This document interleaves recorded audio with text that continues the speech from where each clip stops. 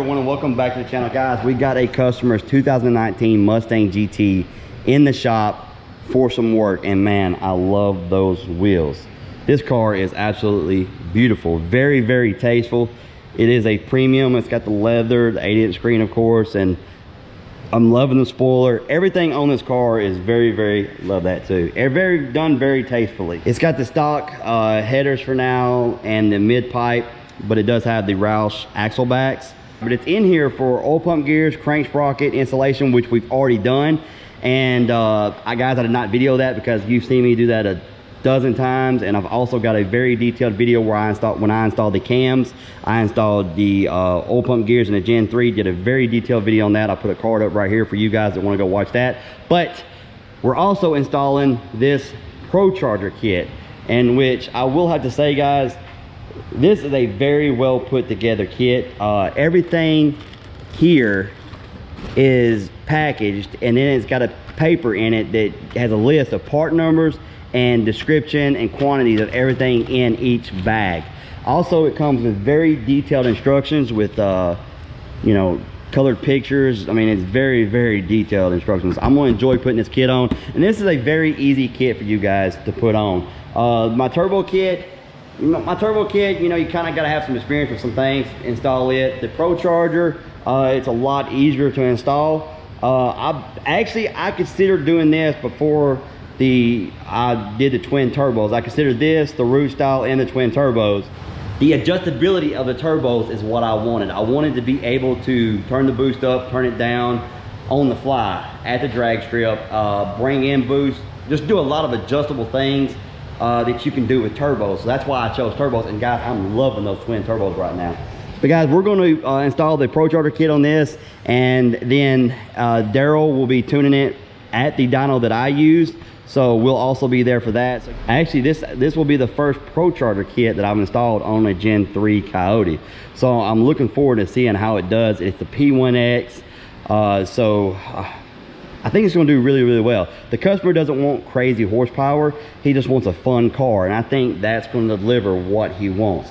But anyway, guys, we're going to go ahead and get started on the install.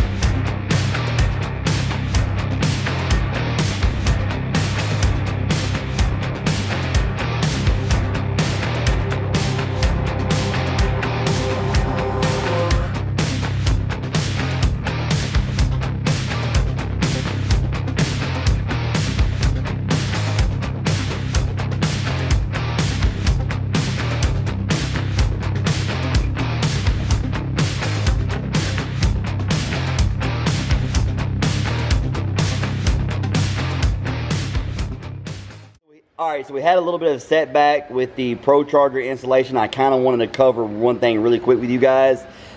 This kit was ordered for a 2020 Mustang. This is a 2019 Mustang.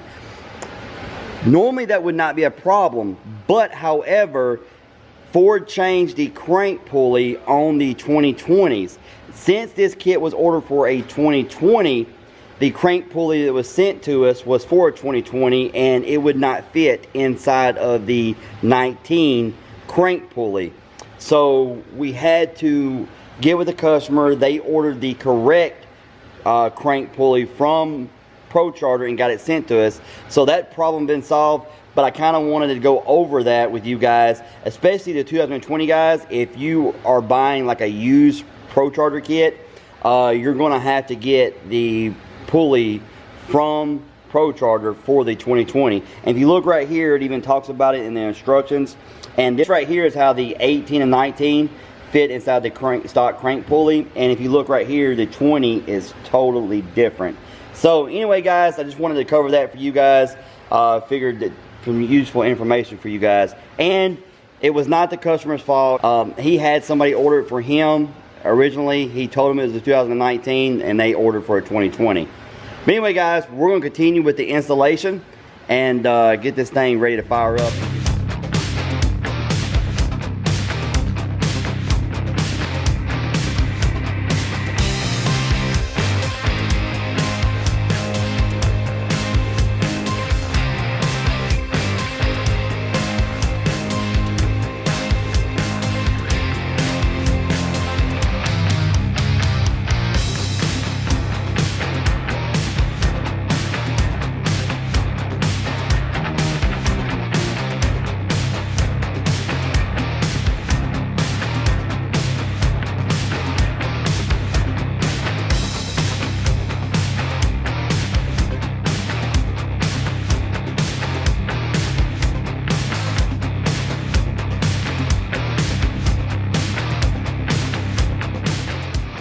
All right, so we got the ProCharger kit on, guys. It's a pretty straightforward install. Follow the instructions and you won't have a problem.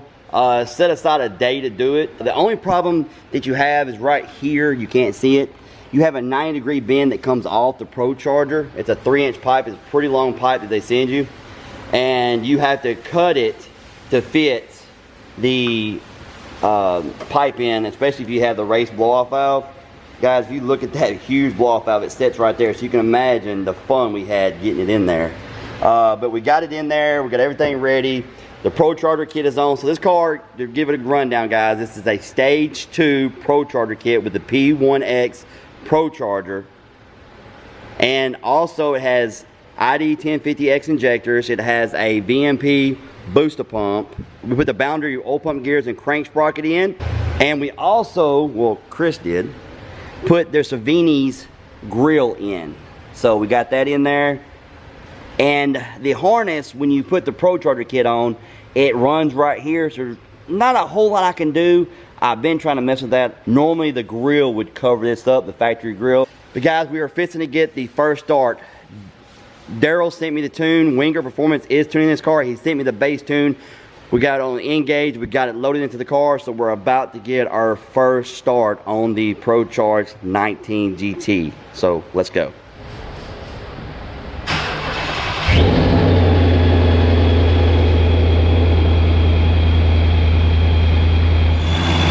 Alright, so we just got our first fire up in the car. Car's warming up. Man, listen to that thing. That thing ProCharger is just woo!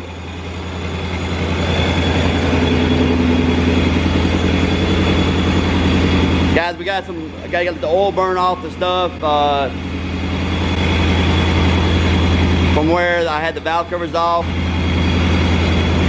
Other than that, everything's good. Fired right up, running really good. Gonna get a data log, let it warm up, come up to temperature, burp the cooling system. You know the drill. Burp cooling system, come up to operating temp, get a data log Daryl, and then we are off to the dyno. Cannot wait, guys. So we'll pick this up here in a minute. Listen to that thing. Yeah. Listen to that thing. Lord have mercy. All right, guys, we are here at Precision Performance and Dyno in Dover, Tennessee. We have the car strapped to the dyno. Wengerd Performance is tuning the car. Daryl from Wengerd Performance is handling all the tuning on this car. So highly looking forward to seeing what it does. We got the initial base tune in, drove all the way up here an hour and a half. Everything looked beautiful with the tune. Got it on the dyno. And now we're gonna see what it puts down and dial in the tune for the customer. All right, guys, we're gonna make the first pull on the dyno. This is with low timing to make sure everything looks good, and then he's gonna bring the timing in to dial in the tune.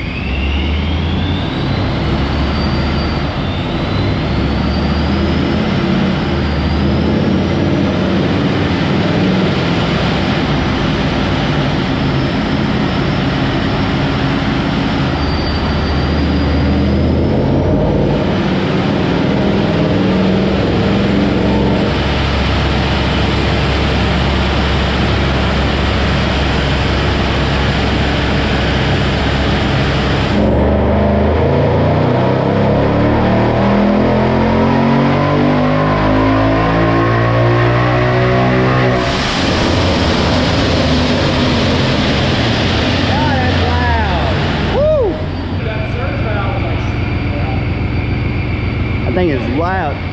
I can hear from here. I might have to film from now on back here because I don't know what the audio did right there. I'm pretty sure you guys know by now, but that thing is extremely loud. So he's gonna look over the tune, make any adjustments he has to, and then we'll go for another pull. All right, guys, so this is what it did on 10 degrees of timing. 445 and 405 torque. That's only with 10 degrees of timing. So he's gonna start bringing the timing in, adjusting the tune, and we will, by the end of this video, we will have our final number for horsepower. All right, guys, we're getting ready to make another pull. Now, is this still on low timing? Around 16, 17? So we're bumping the timing up a little bit. We're gonna see how it likes it.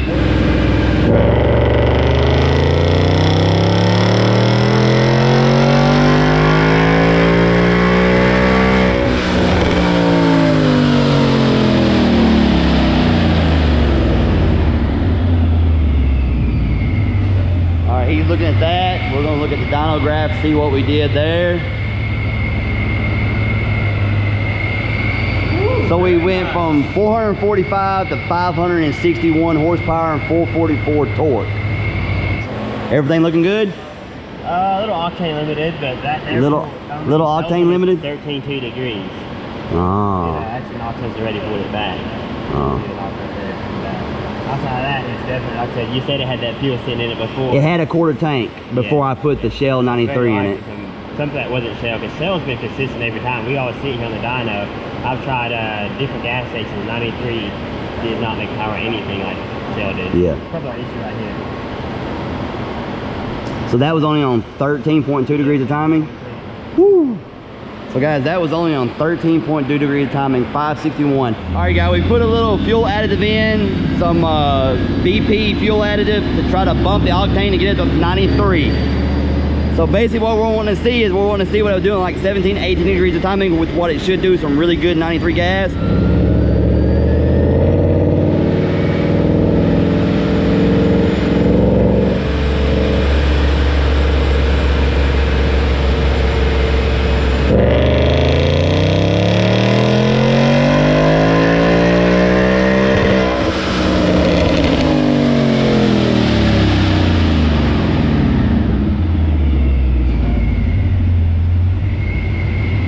How's it looking? Like 18.3 degrees, 1 degree of knock retard. That's good. That's good. That's what it should do on good 93. So let's see what we're at as far as horsepower wise. So guys, we're at 590 horsepower. Hold on, let him finish with his stuff. So we're at 590 horsepower, 448 foot-pounds. And what we were at earlier, like 561 or 560 something. So there it is. So 561 versus 590. Nothing in the tune changed. All we did was put in some BP fuel additive that you can actually get from AutoZone, and it does work. I've had to use it in my 17 before. So it does work. So went from 561 to 590 with just a simple dropping in some fuel additive to bump it up. So that goes to show you right there, guys, some good 93, and that's the timing the car should run on some good 93. We'll see if he's got to make any tune adjustments, and then see VP Racing and additive. You can get it in unleaded at AutoZone. That stuff actually works. It's like Torco and Boosting. Yeah, it'll get real better. We get it, what, a minute or two of running, and then it's not a return fuel system, but it's not recirculated, it's just kind of blend in. Yeah. And we've also got 16 gallons of fuel. It says it raises eight numbers at 10 gallons. Yeah, so we just bumped it up to a good 93. That's what we picked up right at 30 horsepower just by getting the octane right. Yeah. So guys, that is the difference between a good 93 gas station and a not so good 93 gas station. Like I said, I always use Shell and have great luck with using Shell. However, there's a quarter tank of fuel in the car. I'm not sure where it came from, but I will let the owner know not to get the fuel there because I trust the Shell that we got the fuel from, because that's the same place that I put fuel in my car when I brought it up here, and it ran great timing. It loved it. Didn't have to put no additive in it. It was good to go. Another thing, guys, this P1X right here is running 8.5 pounds of boost per ProCharger on this setup, and we did 590 horsepower.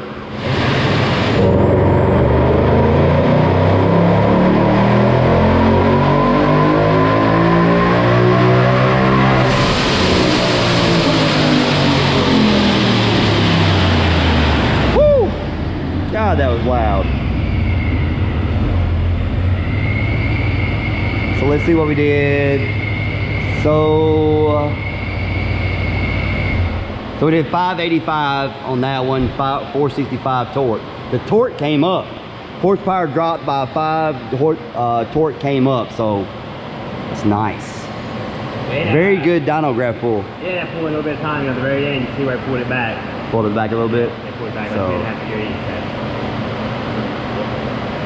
2.5 so right at 600 rural horsepower on 8 pounds of boost. Yeah. It's a good start. It makes a good graph too, you know. Works great. Needs E85. Yeah, it needs the 85. Anything extra temperature is great on that intercooler, but it needs to be 85, and well, really, it needs more boost. Needs more boost. That's the risk way. Actually, you can probably go up more boost and pull. You can pull more horsepower out of the 93. Absolutely. It's got the time that it's running. It's definitely capable of running more. Or like I said, you had 500 octane, 21, 22, 23 degrees. Might make 250. Yeah. So, yeah, it's not bad.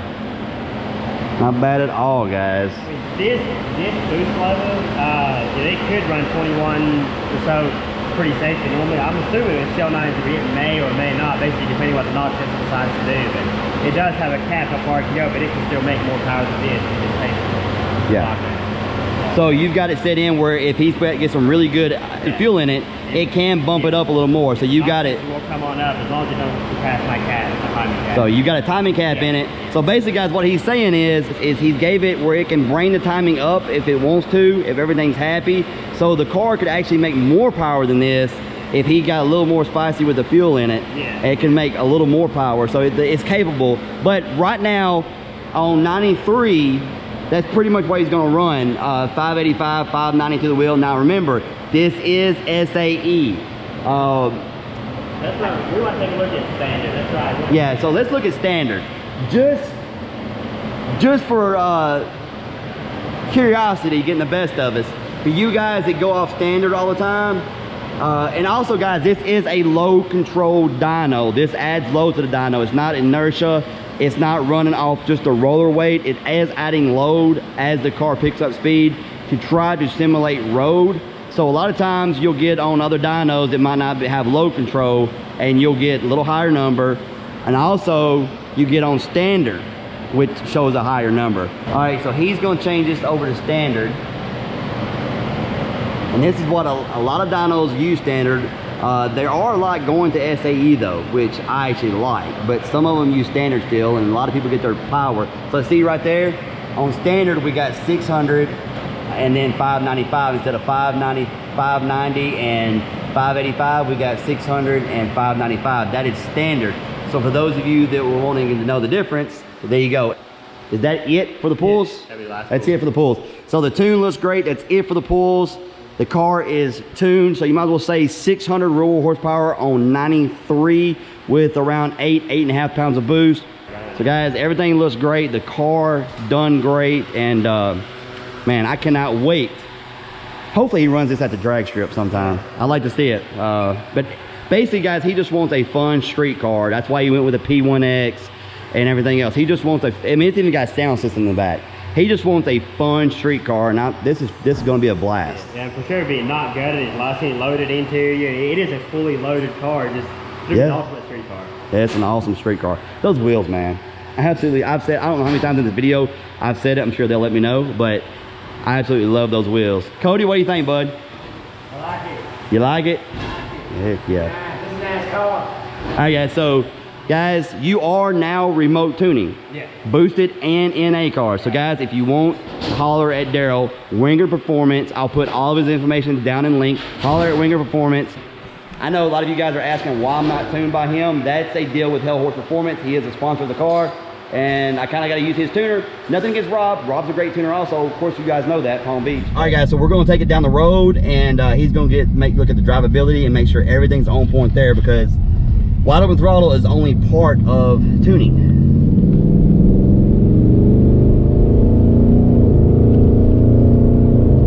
It's great so far. Usually, like I said, it's not always about making peak horsepower. Peak horsepower is only part of it. The hard part is drivability. Yeah, and that's where a lot of stuff, you'll get in the car, you'll drive it, go wide open throttle, and everything feels great. Then you'll drive it down the road, and you got a hiccup here. And I'm sure using you got to remember a factory computer, but this computer was not exactly designed to handle force induction, which obviously can be scaled for, but it's not like a standalone computer. Yeah. Where it doesn't care what happens, it's going to go. Yep. There's all kinds of torque checks and safety checks going on in the background.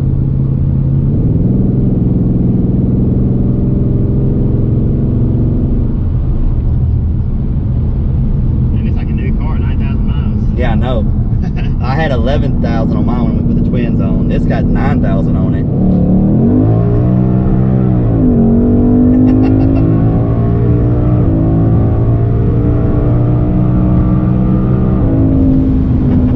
Feels good. I mean, for a little bit of spinning, but yeah, that's got such a small profile tire. Yeah. Yeah, it's But once you pick up speed, the spin stops and it rolled out. And it's just anti-555s on the back. So it's not a really soft compound at all. It's going to be a really fun street car. Yeah, absolutely. Guys, that's going to do it for this video. I hope you enjoyed it. If you did, please hit the like button, subscribe if you haven't, and we'll see you next time. Hey, what's your YouTube channel? Daryl Wengerd. Daryl Wengerd. Go check him out. Yeah.